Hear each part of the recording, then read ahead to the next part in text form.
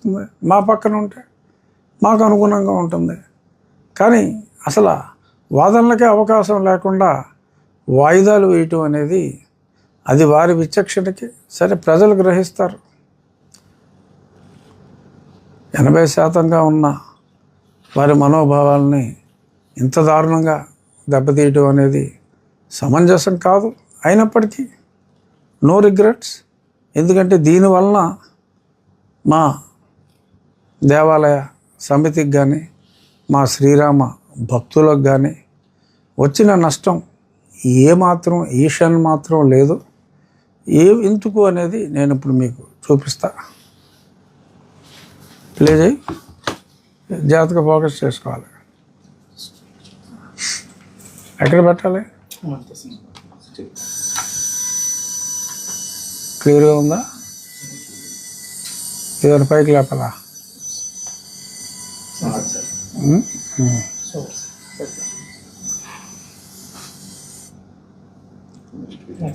Next video.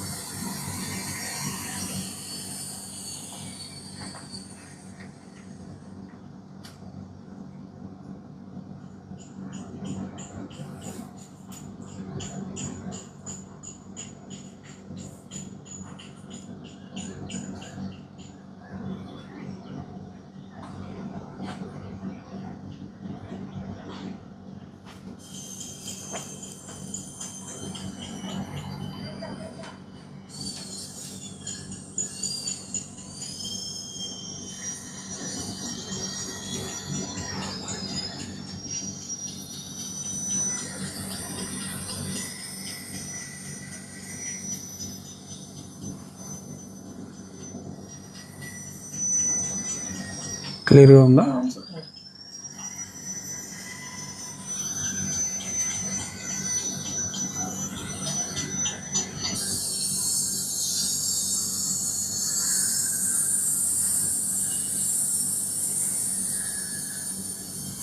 సరిపోతుంది, అర్థమవుతుందా? So ఆ రకంగా గన్నవరం దగ్గర స్వామీజీ శ్రీ శ్రీ శ్రీ కమలానంద భారతి గారి ఆశ్రమం దగ్గర ఎయిర్పోర్ట్కి జస్ట్ ఆపోజిటే ఉంటుంది, గన్నవరం ఎయిర్పోర్ట్కి. అక్కడ రెడీ అవుతుంది. కృష్ణ శిలలన్నీ రా బ్లాక్స్ అన్నీ అక్కడికి చేర్చి యాజ్ పర్ ద ప్లాన్, మన ప్లాన్ ఎలా ఉందో అలాగా అన్ని శిలలు రెడీ అవుతున్నాయి. కటింగ్ ఇదంతా ఇక్కడ మనం ఆల్రెడీ ఫౌండేషన్స్ గతంలోనే ప్రముఖ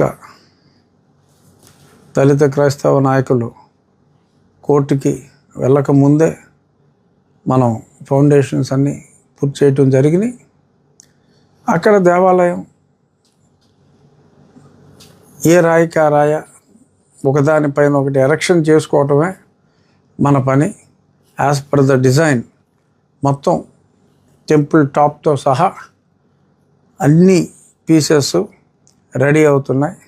ఆగస్ట్ నెలాఖరు వరకు మనకి గన్నవరం దగ్గర పని ఉంది. ఒక వారం లేట్ అయితే, వర్షాలు ఏమన్నా ఉంటే ఒక వారం లేట్ అయితే లేట్ అవ్వచ్చు. సెప్టెంబర్ మొదటి వారానికి దేవాలయంలోని అన్ని భాగాలు రెడీ అవుతాయి. ఆ పిదప మనకు ఒక 2 నెలల్లో ఎలక్షన్కి సమయం పడుతుంది.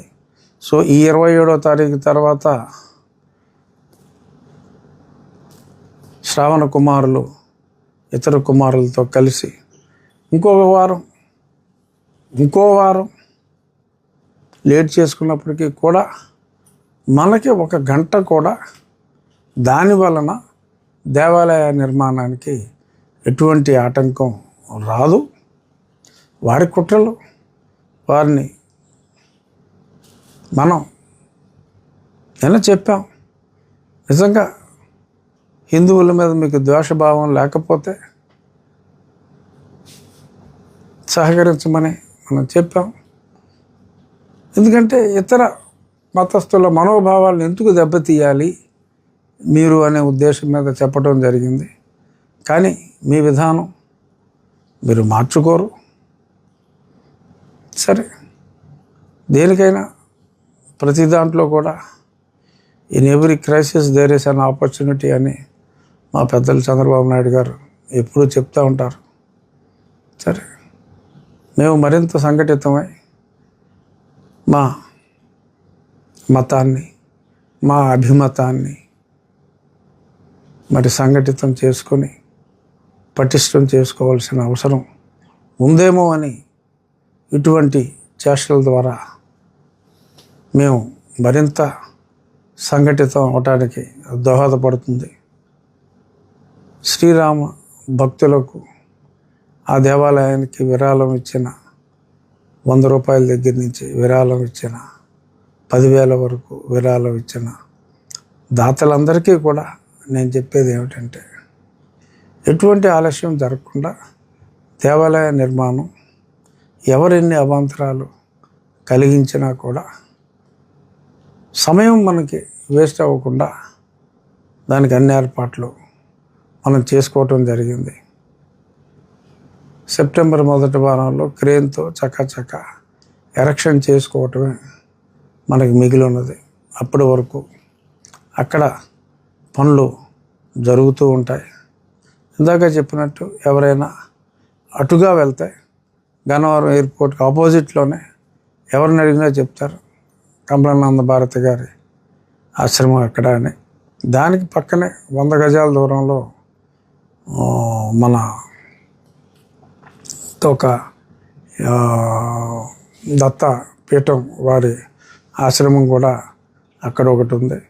సో అది ఒక దేవాలయం, చక్కటి ఆశ్రమాలు ఉన్న ఆ ప్రాంతాన్నే ఎంపిక చేసుకుని మన దేవాలయ నిర్మాణం అక్కడ మనం చేసుకోవటం జరుగుతుంది. భక్తులు అక్కడికి వెళ్ళి దాన్ని పరిశీలించవచ్చు. శ్రీరాముని దయ వలన ఖచ్చితంగా ఈ చిన్న చిన్న ఆటంకాలు మనం సిరివెన్నెల గారి పాటలో తగిలే రాళ్లను పునాది చేసి ఎదగాలి అని చెప్పారు. అలాగే శ్రావణ కుమారులు మనపై, మన మతంపై విసిరిన ఈ రాళ్ళనే పునాదిగా చేసుకొని మరింత సంఘటితం అవుదాం. థ్యాంక్స్ శ్రావణ్ కుమార్ గారు.